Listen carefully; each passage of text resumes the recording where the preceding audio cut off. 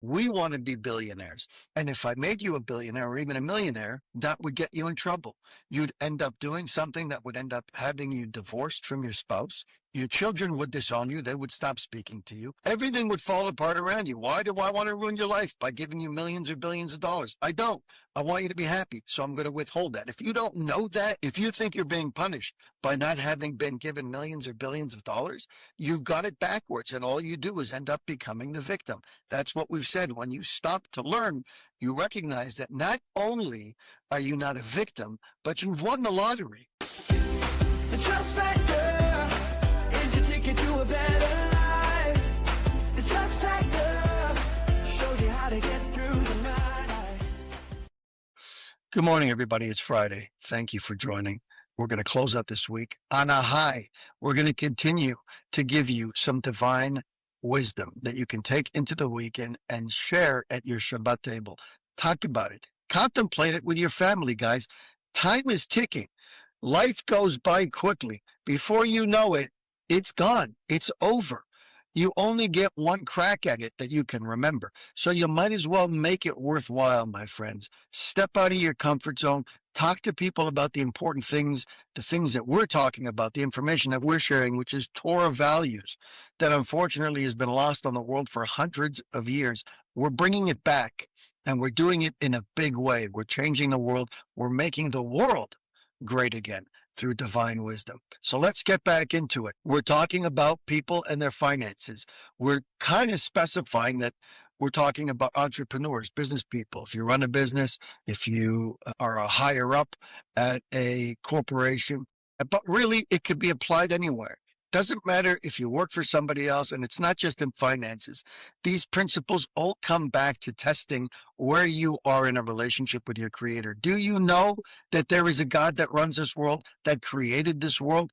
Are you aware that he wants to be involved in your life? And whether you like it or not, he's going to be involved in your life. Are you aware of the basic principles of divine providence, that Hashem, that God, your creator, is manipulating your life, putting you in situations to be able to succeed and to move you forward? Are you aware of those precepts? Because if not, then you're missing out on life. And that, unfortunately, is the vast majority of the human population, is running around thinking that it's all about them. It starts and stops with them. They are the makers of their own destiny. And it's unfortunate because it doesn't end well for most of those people. It really doesn't. That's why as people start to age, just look at all of the anti-anxiety medications that are being dispensed. Look at all the antidepressants that are being dispensed. Everybody is on at least one or two different forms of medication for some type of mental illness. What does that tell you? We've talked about it so many times. Where does the soul reside? Kabbalah tells us that the soul resides in the head, in the brain. You think that's a coincidence that the soul resides in the brain? The entirety of human population, probably the vast majority, I would wager to say probably over 90%, do not invest regularly in their spiritual health, meaning they don't learn Torah, they don't learn about godliness, they aren't out actively doing the commandments, the mitzvahs, the deeds that help them to become a better person, to help nourish their soul. And well, all of a sudden, wait a second, how did I get so depressed? How is it that I'm so anxious? Why is it that I can't make things work out? Why is it that everybody's got ADD or ADHD? It's all connected. Whether you have or haven't seen that up until now is a different story. But I've laid out for you over 2 seasons now exactly how there is a connection between mental and emotional health and your spiritual growth. They are very much connected, my friends. We need to learn how this world really works and understand the back office in order to be content with the things that happen. Why are we not content? Because they're not playing out the way we want. We want to be billionaires. Well, he says it's not for you. Not right now, maybe later on. But right now, you need to focus on other things. And if I made you a billionaire or even a millionaire, that would get you in trouble. You'd end up doing something that would end up having you divorced from your spouse. Your children would disown you. They would stop speaking to you. everything would fall apart around you. Why do I want to ruin your life by giving you millions or billions of dollars? I don't. I want you to be happy. So I'm going to withhold that. If you don't know that, if you think you're being punished by not having been given millions or billions of dollars, you've got it backwards. And all you do is end up becoming the victim. That's what we've said. When you stop to learn, you recognize that not only are you not a victim, but you've won the lottery. What a mind shift. And we said we can get there with one word, right? We said that the other day. Look at what God is doing to me versus look at what God is doing for me. I literally switched one word and became a lottery winner. I went from a victim who was being persecuted and beat down and withheld from to suddenly I'm on top of the world. Look at how lucky I am. Look at how fortunate that I have a creator of the world who controls everything looking out for me. One word, my friends, it's all mindset. It's how you want to approach this life. So let's get into it because apparently there's room for confusion. Clearly there is. Look at the vast majority of the world. They're walking around confused. A lot of people think that everything starts and stops with them. And it's not necessarily their fault. It's everywhere. The messaging around us is get out of this idea of spirituality. Don't think about this concept of God or divinity. They try and erase any semblance of God in Western cultures, and they've been doing that for a long time. We used to have prayer in school. We used to promote the idea of religiosity. Today, it's the furthest thing. They want separation here, separation there, take it completely out of the schools. And when do they bring it back? When you've hit rock bottom. When do they give you the Bible? When you're sitting in a prison cell somewhere, where you've made so many bad choices because you've been corrupted by society. Then that very same society comes to you and says, okay, you know what? It's not working out here. Try reading this, and they give you the Bible. What? Where were you 30, 40, 50 years ago? You were taking this information away from me. You left me in the lurch instead of giving me truth and goodness and purity and kindness and all these wonderful godly ideas. Not only did you hide them from me, but you gave me the opposite. You said, don't worry about everybody else. Worry about yourself. Accumulate as much money as possible. Pay as many taxes as possible. Strive to have the biggest house. Your house has to be bigger than your neighbor's. You've got to have the new version of iPhone. iPhone 254 just came out. You need to be the first person in line. You need to pull strings, in fact, to make sure that you get the first. So everybody sees that you've got it. You're going to be special. Everybody's going to envy you. Make sure everybody's jealous of you, right? That's what you're being taught, that you have to chase this holy grail. They're dangling carrots in front of you all day long, and we're busy chasing these carrots. So we end up, obviously, presenting as though there is a choice. We see so many business people who are making money. So many people who are not necessarily the best representation of God out there making all kinds of money in business, not the best people, right? They couldn't care less about a concept of Emunah. They don't want to even hear about it. That's going to slow them down. Furthermore, many of them are hard-hitting wheelers and dealers from whom you wouldn't want to buy a used car. Greasy, sneaky, snake oil salespeople. I wouldn't do business with this person for a second, yet he's printing money.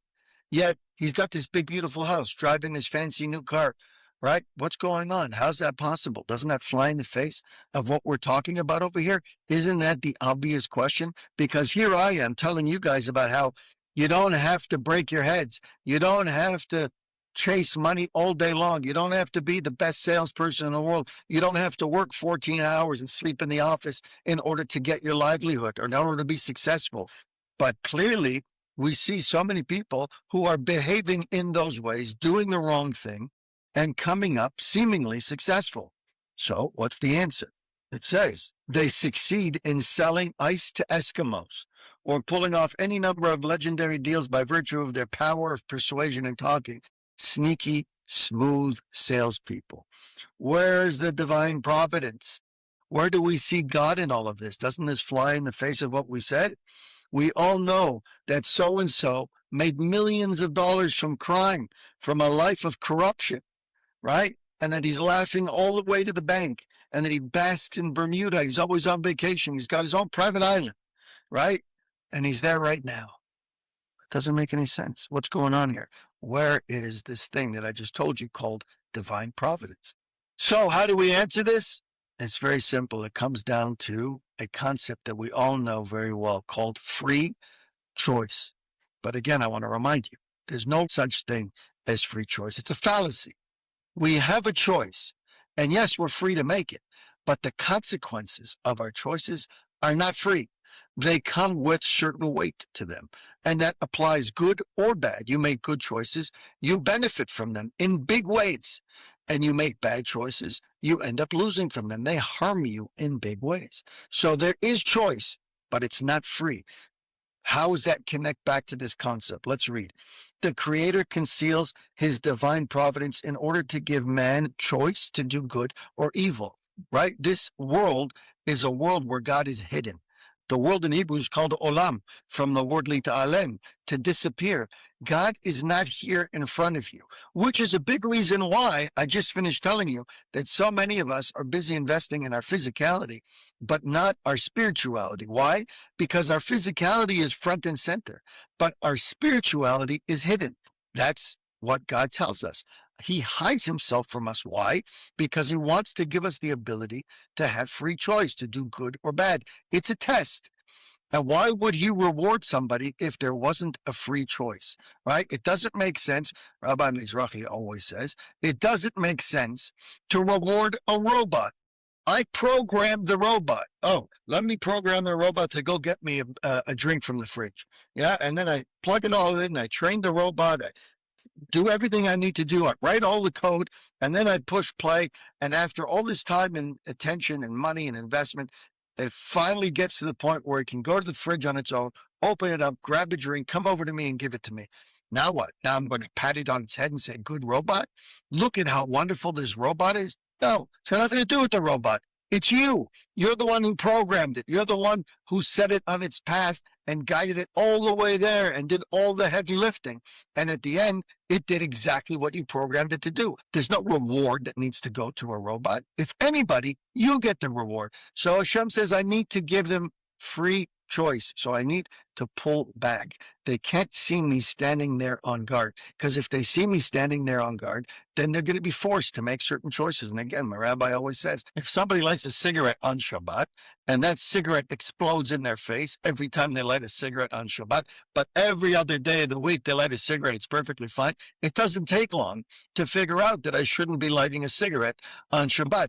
If it says over here, another example, if somebody who stole lost $10,000 on that day. Every time you steal, you lose $10,000. And every time you give $1 to charity, you get $10. It appears in your account, $10,000, boom.